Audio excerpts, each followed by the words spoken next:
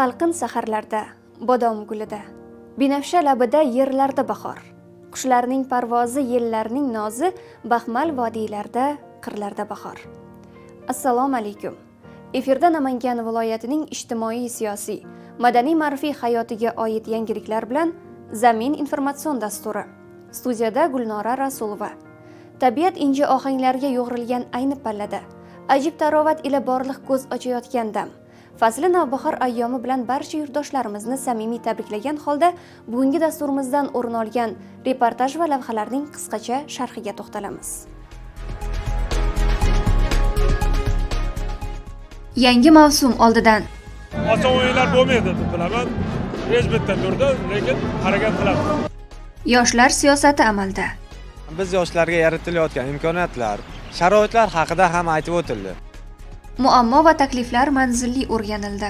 Bo'layotgan barcha muammolarni hal qilib, o'rnida bartaraf etib berishdi. Ehtiyojmand oilalar holidan xabar olinmoqda. Yurtni haqqiga, yurtboshimizning haqqiga chiroyli duolarni qilishyapti. Endi shu va boshqa lavhalarning tafsilotiga o'tamiz. Futbol millionlar o'yini. Futbolsevar Namangan ahli esa bu borada respublikada peshqadam sanaladi. Viloyatning Navbahor klubi joriy mavsum oldidan yangilangan tarkibni tomoshabinlarga tanishtirdi. Jarayon ixlosmandlar ishtirokida yuqori saviya va kayfiyatda bo'lib o'tdi. Qaynoq va kutilmagan lahzalarga boy kechgan tadbir tafsilotlari dastlabki lavhadan o'rin olgan.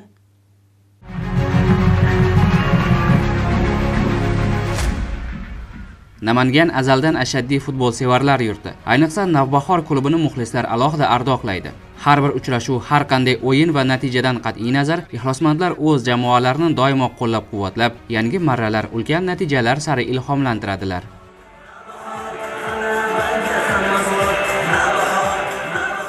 Namangan shahridagi Pahlavon sport majmuasida Navbahor futbol klubining joriy yil mamlakat chempionati oldidan taqdimot marosimi bo'lib o'tdi. Tadbirda ishtirok etgan Namangan viloyat hokimi, Oliy Majlis Senati a'zosi Shavkatjon Abdurazzoqov jamoa va muxlislarni yangi mavsum bilan tabriklab, futbolchilarga muvaffaqiyat va zafarlar tiladi. Katta bo'ladi. Navbahorning har bir o'yini viloyat uchun katta bayram deb ta'kidlaganlar. Bizda Namanganda 7 yoshdan 70 yoshgacha futbolni sevishadi, qo'llab-quvvatlashadi. O'zimiz ham 40 yildan beri Navbahor fan klubi a'zosimiz. Futbol bo'lgan kuni bizda bayram Namanganda. Butun O'zbekiston bo'yicha muxlislar no'mradi, klub ham no'mradi. Navbahor muxlislari bizni futbolistlarimiz har qanaqa o'yinda mag'lubiyat bo'ladimi, g'olib bo'ladimi, yolg'izlatib qo'ymaydi. Qayga borishsa Namangan ham orqalaridan ergashadi. Mana bu yilgi rejamiz xudosi katta. Ko'tarinki kayfiyatda turibmiz. Xudosi bu yil chempion bo'lishini Allohdan so'rab turibmiz. Jamoa bosh murabbiyligini yaqindagina qabul qilib olgan Temur Kapadze rahbarligida tarkib deyarli yangilandi. Tajribali 15 ta futbolchilar hamda Rossiya, Gruziya, Braziliya chempionatlarida to'p surgan malakali legionerlar jamoaga qo'shildilar. Tomoshabinlarning olqishlari ostida ularga sport formalari va raqamlari topshirildi.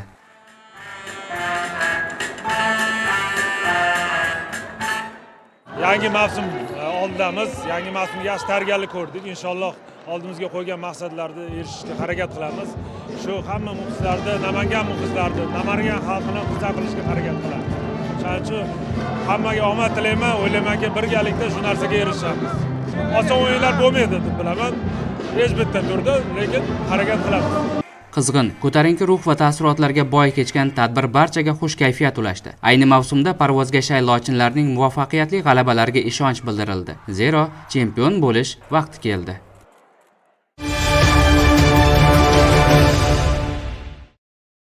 Yoshlar ertamiz egalari, nurli kelajak poydevorlaridir. Kuni kecha ayni g'oyaga tayangan holda davlat rahbari jamiyatning oldi yoshlari bilan ochiq muloqot o'tkazdi. Takliflar tinglandi, yangi imkoniyat va qo'llovlar joriy etildi. Ushbu uchrashuvdan ruhlangan holda viloyat ichki ishlar boshqarmasi, jamoat xavfsizligi xizmati, yo'l harakati xavfsizligi boshqarmasi rahbariyati tomonidan faol yoshlar ishtirokida rahbar va yoshlar uchrashuvi bo'lib o'tdi. Yurtimiz aholisining 22 milliondan ortig'ini yoshlar tashkil etadi. Shu bois ular uchun barcha tanlagan sohalari bo'yicha zaruriy shart-sharoitlar yaratilib, muntazam ravishda moddiy va ma'naviy rag'batlantirilmoqda.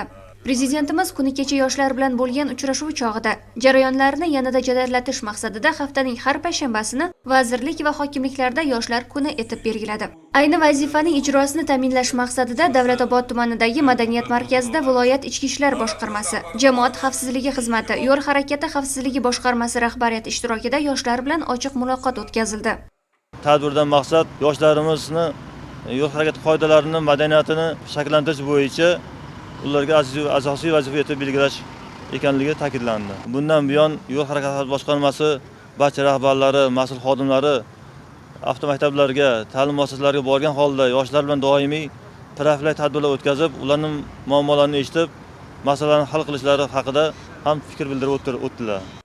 Har bir yosh ichki ishlar organlarining doimiy e'tiborida shiori ostida o'tgan tadbirda 300 dan ziyod yoshlar ishtirok etdilar. Avtomaktablarda tahsil olayotgan o'quvchilar, texnikum talabalari hamda Ichki ishlar vazirligi Namangan akademik litseyi tarbiyalanuvchilariga davlat rahbari tomonidan joriy yilda yoshlarga yaratilayotgan imkoniyatlar batafsil o'qib eshittirildi.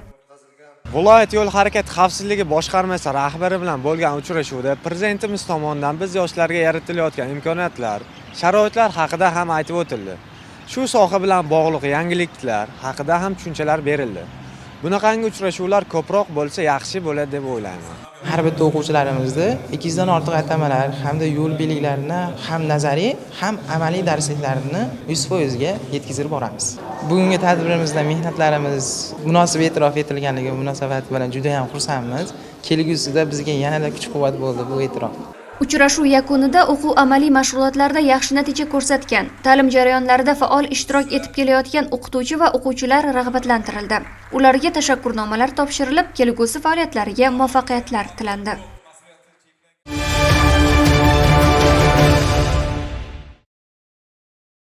Mamlakatimizda tadbirkorlik subyektlarini faol qo'llab-quvvatlash, ular uchun zarur shart-sharoitlarni yaratish borasida tizimli ishlar tashkil etilmoqda. Xususan, ishbilarmonlarning mavjud muammolari manzilli o'rganilib, joyida hal etilishi natijasida ichki bozor imkoniyatlari kengayib, ishlab chiqarish hajmi ortmoqda. Eksport sifati va ko'lami jahon standartlariga mos tarzda rivojlanmoqda. So'nggi yillarda yangi biznes loyihalariga imtiyozli kreditlar ajratish, soliq yengilliklari berish va infratuzilmani yaxshilash orqali ishbilarmonlar faoliyati kengaymoqda. Natijada viloyatda ishlab chiqarish hajmi yanada ortib, yangi ish o'rinlari yaratilmoqda. Bu esa mahalliy xomashiyoni qayta ishlash, innovatsion texnologiyalarni joriy etish va eksport salohiyatini oshirishda muhim jihat hisoblanadi. Ayni islohotlarning samaradorligi va barqarorligini ta'minlash maqsadida yangi Namangan tumani hokimi va bir guruh mutasaddi tashkilot vakillari ishtirokida tadbirkorlarning ijtimoiy iqtisodiy vaziyati o'rganildi. Bugungi kunda yangi Namangan tumanida 2900 ga yaqin tadbirkorlik subyektlari faoliyat yuritayotgan bo'lsa, bulardan 500 dan oshiqrog'i yirik va o'rta korxonalarga to'g'ri keladi. 50 ga yaqin xorijiy va qo'shma korxonalarimiz mavjud. 2025-yilda 400 millionga yaqin xorijiy investitsiyalar o'zlashtirilgan bo'lsa, 2026-yilga kelib bu ko'rsatkichni 500 million dollardan oshirish reja qilib olganmiz. Ayli 40-50 million dollar eksport qilingan bo'lsa, bu yilga 80 million dollar chet davlatlarga eksport qilish reja qilingan. O'rganish jarayonida tumanda faoliyat yuritayotgan 10 ga yaqin ishlab chiqarish korxonalari, qurilish obyektlari ko'zdan kechirildi. Tadbirkorlarning soliq, elektr ta'minoti bilan bog'liq muammolari yuzasidan mas'ullarga tegishli topshiriqlar berilib, uzoq vaqt talab etmaydigan masalalar joyida hal etildi.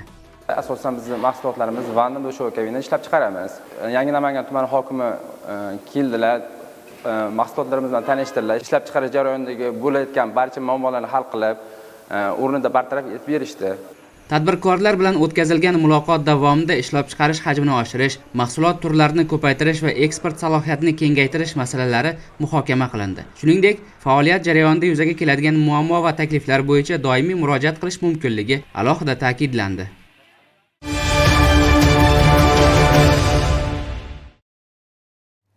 Ramazon mehr-muruvvat, ahillik va shukronalik oyi. Muborak ayyom munosabati bilan ehtiyojmand, kam ta'minlangan va nogironligi bo'lgan oilalar holidan xabar olinmoqda. Ana shunday xayrli tashabbuslardan biri Namangan shahridagi xonadonlarning birida bo'lib o'tdi. 5 nafar farzandni yolg'iz voyaga yetkazayotgan onaga Ramazon hadyasi tortiq etilib, manzilda iftorlik dasturxoni tashkil etildi. Muborak Ramazon oyida ehtiyojmand oilalar, bemorlar holidan xabar olish elimizning ezgu amallaridan biri hisoblanadi. Ayni shu maqsadda masjid imom xatiblari va nuroniylar ishtirokida kam ta'minlangan va nogironligi bo'lgan xonadonlarni yo'qlab, ularga Ramazon tuhfalarini hadya etmoqdalar. Muhtaram yurtboshimizning tashabbuslari bilan yurtimizda kam ta'minlangan ehtiyojmand xonadonlardan xabar olib, iftorlik dasturxonlari, tadbirlar tashkil qilyapti. Ana shundoq tadbir doirasida bugun biz Olivalizor mahallamizda bir fayzli xonadonda bo'lib turibmiz. Go'zal bir dasturxon atrofida xonadon ahli bilan suhbat qildik. Xonadon ahli bu ishdan juda xursand, yurtni haqqiga, yurtboshimizning haqqiga chiroyli duolarni qilishyapti. To'kin dasturxon atrofida jam bo'lgan xonadon vakili, ahli ilmlar va jamoat faollari iftorlik dasturxoniga tortiq etilgan noz-ne'matlardan birgalikda tanovvul qildilar. Yurt tinchligi, farovon hayotimiz hamisha bardavom bo'lishi uchun duoga qo'l ochdilar. Bu sohibi ehsonni xonadonlariga barakot bergin. Ramazon oylarida masjidimizda imomlar, qariyalar, nuroniylar kelishdi. Holimizdan xabar olib, iftorlarni qilishdi bolalar bilan. Xursandmiz biz undan. Tenjoqlari sog' bo'lsin. Bizni mana shunaqa holimizdan xabar olib turishganiga rahmat. Feruzaxon opa 5 farzandning yolg'iz boquvchisi. O'g'illaridan biri og'ir dardga chalingan. Turmush o'rtog'i 2023-yilda olamdan o'tgan. Shu yili baxtsiz hodisa sabab xonadoni yonib ketgan. Mahalla ahli va savob ilinjidagi yurtdoshlarimizning beminnat sa'y-harakatlari tufayli ular uchun 5 sotik maydonda barcha sharoitlarga ega 5 xonali uy qurib berilgan. Bu kabi xayrli ishlar, yo'qlovlar mahallada hamon olib borilmoqda. Hozir 20 ga yaqin xonadondan oziq-ovqat mahsulotlari bilan xabar olib chiqdik. Yana ro'yxatimizda bor 25 ta mana shu Ramazon ichida tarqatamiz. Bu kabi qilingan ishlarda mana shu prezidentimizning siyosatlari inson qadrini ko'tarish bo'lganligi sababli shu kamqarsh xonadonlardan doim xabar olib, nogironligi bor xonadonlardan xabardor bo'lib, bu kamchiliklarini inson ijtimoiy himoya agentligi tomonidan ta'minlab kelinyapti.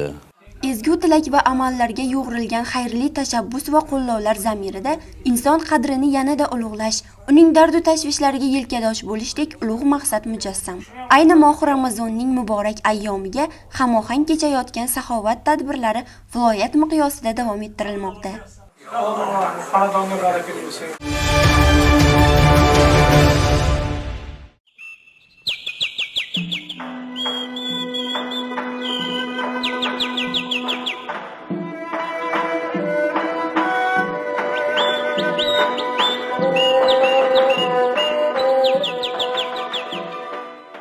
Bahor. Tonggi nasimiy ohanglar u oftobning iliq nurlari ila qalblarga taskin. Borliqqa hayot nafasini ufurmoqda.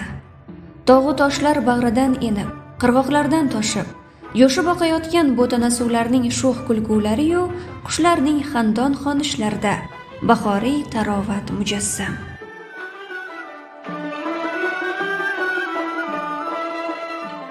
Ayni olam asta ko'z ochayotgan dam. Har yaproq rangin jilosiyu ohista tebranishida tabiatning betakror ziynati zuhur etmish. Qish qahratonida qo'nishgan ildizlar halovat tuygandek xotirjam qo'zg'aladi. Izg'irin iz bosgan daraxtlar yuzasida tabassum aks etgandek taassurot uyg'onadi kishi ko'nglida.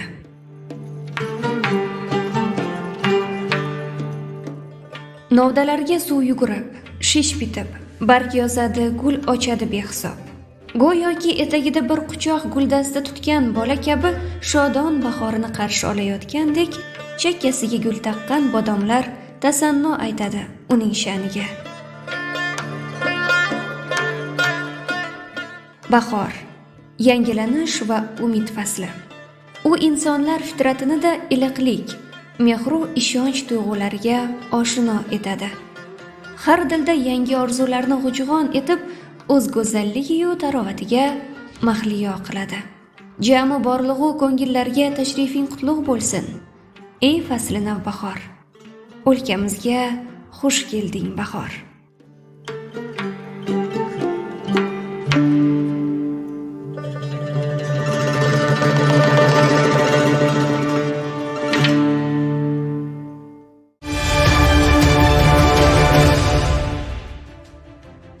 Sizlarga yetkazmoqchi bo'lgan reportaj va lavhalarimiz shulardan iborat edi.